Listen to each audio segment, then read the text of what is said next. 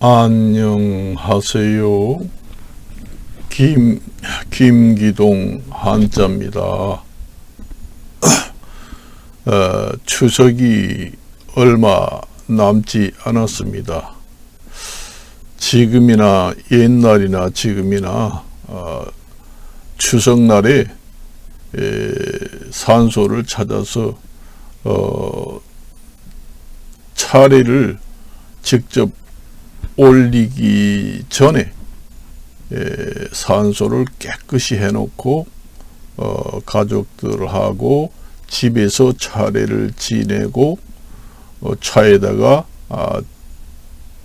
재물을 싣고 산소에 찾아가서 벌초해 놓은 깨끗한 산소에서 돗자리 깔고 제사를 지내고 술을 올리고 음식도 뜯어서 던지고, 그렇게 이제 하려고 추석 전에 벌초를 하는 것이 예나 지금이나 똑같습니다.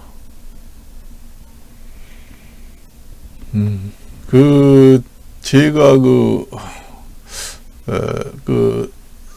제 추석 지나고 나면은 산소에 돼지들이 출몰해서 산소를 주둥이로 파헤쳐서 완전히 망가뜨리는 경우가 많습니다.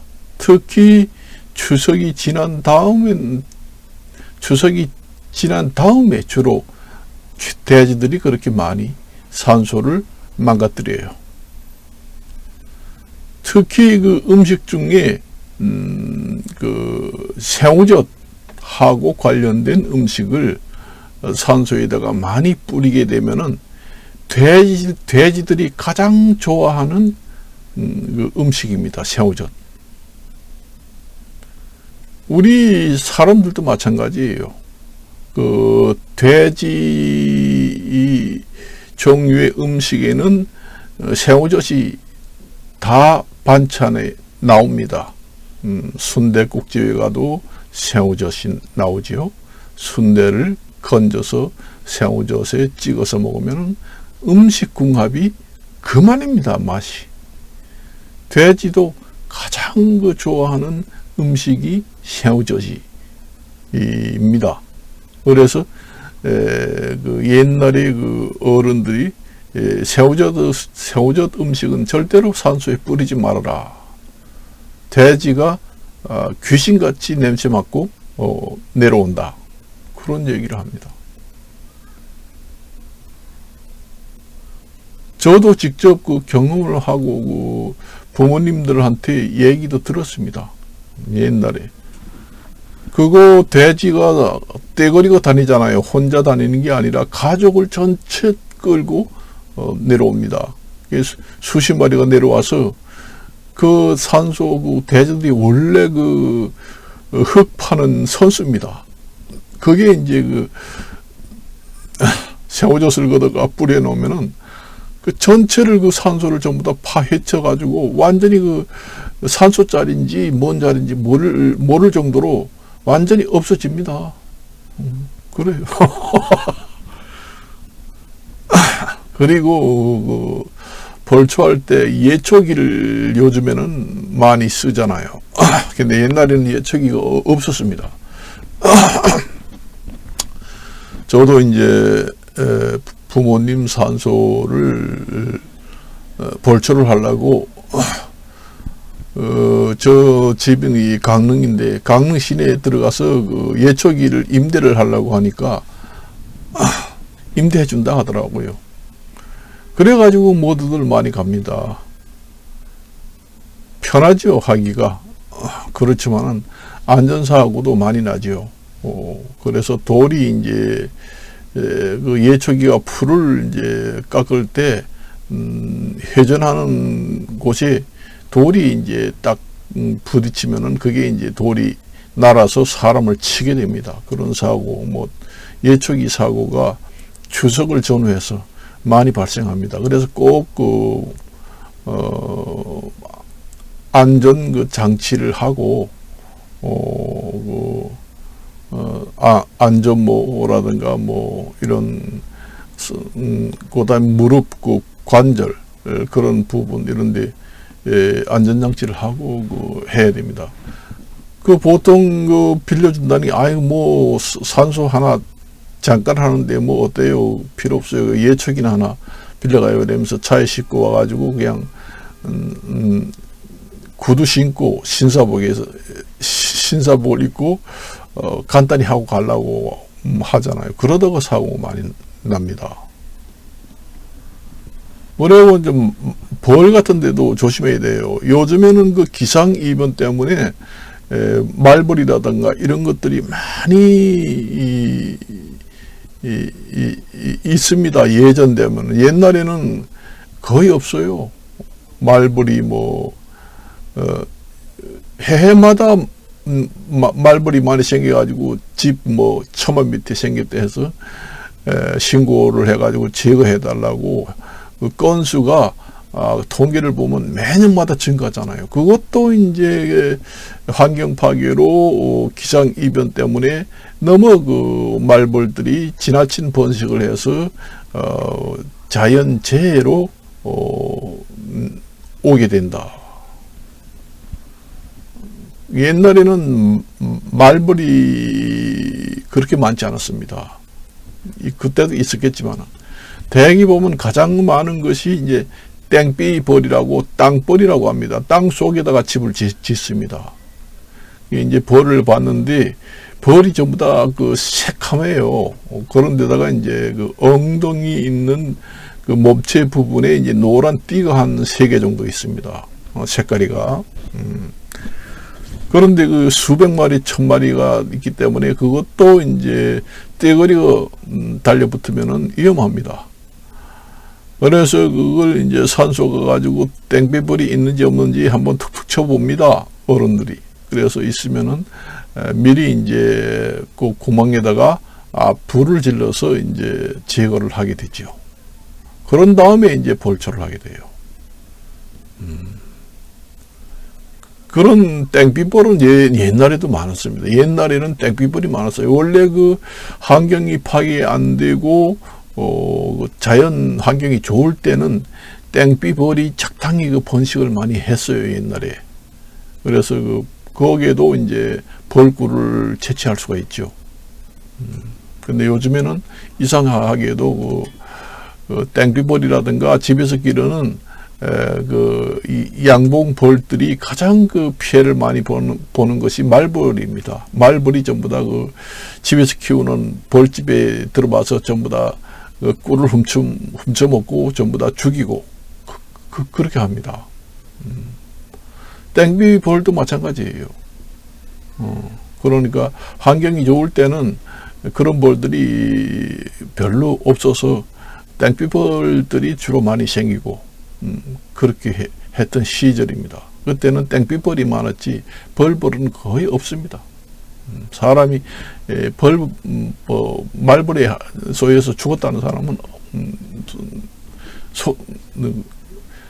그런 소문은 별로 한 번도 듣지 못했습니다.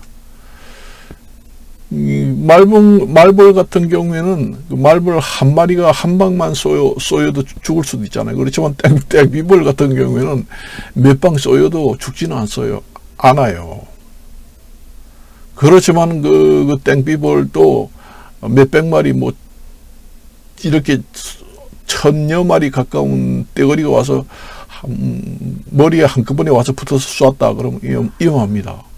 그래서 벌초하기 전에 나무 가지를 갖다가 툭툭 쳐보면은 땡비벌이 있는지 없는지 되게 알 수가 있어요. 있으면은 몇 마리 나오면은 달아놨다가 잠잠할 때 그 구멍에다가 불을 놔서 제거를 한 다음에 벌초를 해야 안전하다. 그런 경우도 있습니다. 그리고 예초기 제가 한자를 써놨습니다. 예자가 풀베일 예자, 그 다음에 풀초 해서 예초라고 합니다.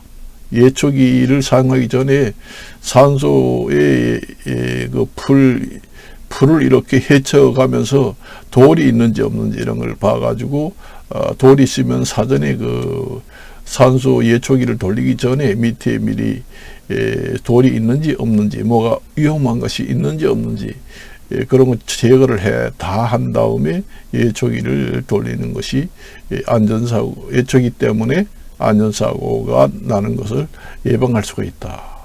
저도 옛날에 그런 생각했습니다. 뭐 산소가 크지도 않고 부모님 산소가 한 개 딱 있는데 예초기 한 개만 딱 빌려가서 하는데 서울에서 이제 내려왔으니까 차에 싣고 가서 작업복도 아니고 그냥 신사복 구두 신고 잠깐 돌리면 되겠지 하고 하려고 했습니다. 하지는 않았지요. 그런 생각을 하다 보면은 사고가 많이 난다는 거죠. 쉽지 않습니다, 사실상. 원래 그 산에 있는 풀들이 그 약한 풀만 있는 게 아니라 쑥대라든가 이런 게 아주 줄기가 센 것들이 많거든요. 그렇게 되기 때문에 제거하기도 쉽지 않습니다. 그리고 기상 이변 때문에 요즘에 그 당초 풀들이 많아요. 여러분들이 그 당초 문이라고 하잖아요. 당초문, 당초문이라고 하는데 그 당자가 당나라 당자도 되고 그 다음에 덩굴 당자도 됩니다. 그리고 새삼 당자도 돼요. 그 새삼이라는 그 풀이 덩굴 풀입니다. 그 새삼 덩굴 당자도 됩니다. 그래서 이제 당초라고 그러면은 덩굴풀 종류입니다. 칡이라든가 등나무, 포도, 새삼 이런 풀들은 덩굴을 이루면서 기생을 하는 풀들입니다. 새삼풀 같은 경우에는 완전히 그 기생 식물이에요. 다른 그 풀 있는데 붙어서 영양분을 빨아먹으면서 자라는 것이 새삼풀입니다. 새삼 덩굴풀입니다. 그래서 그 나라당자가 새삼 덩굴당 이런 뜻이 있습니다. 그래서 이제 당초 하면은 덩굴풀 이렇게 얘기하잖아요. 그게 옛날에는 그림을 그리는 재료에 많이 썼습니다. 그래서 옛날에 우리가 집에서 쓰는 각종 그 가구, 그 다음에 제기, 그 다음에 그 여러 가지 그 음식을 담는 그런 그 그릇, 사기, 이런데 덩굴 무늬를 많이 넣었습니다. 여러분들이 이제 진품, 명품 텔레비 볼 때 보면은 진품, 명품에 보면은 가끔 그 덩굴 무늬가 많이 나오지요. 그림에도 나오고 사람이 살아가는 여러 가지 가구라든가 기구 같은데 많이 나옵니다. 그게 당초 문이라고 합니다. 그래서 당초라는 한자의 깊은 뜻을 모르면은 몰라요. 당초 무늬가 어떤 무늬를 얘기해요? 그렇게 물어보는 사람이 있습니다. 그게 바로 덩굴풀처럼 생긴 무늬입니다. 그런 걸 옛날에는 상당히 우리 옛날의 조상들이나 옛날 사람들은 그걸 상당히 좋은 걸로 생각을 해서 여러 분야에 많이 사용을 했습니다. 그걸 아세요? 기와에도 당초 무늬가 들어가고, 그 다음에 우리가 백자, 청자, 우리가 음식을 담아 먹는 그릇, 기구, 가정, 집기, 뭐 가구 이런 데도 많이 들어갔어요. 그 덩굴무늬. 그걸 순수한 우리나라 말로는 덩굴풀 문이라고 합니다. 그걸 한자로 말하면은 당초문 이렇게 얘기하죠. 나라당자, 풀조자, 그 다음에 문이문자 그렇게 써서 당초문 그렇게 얘기합니다. 그래서 오늘은 이것으로 마칠까 합니다. 안녕히 계십시오.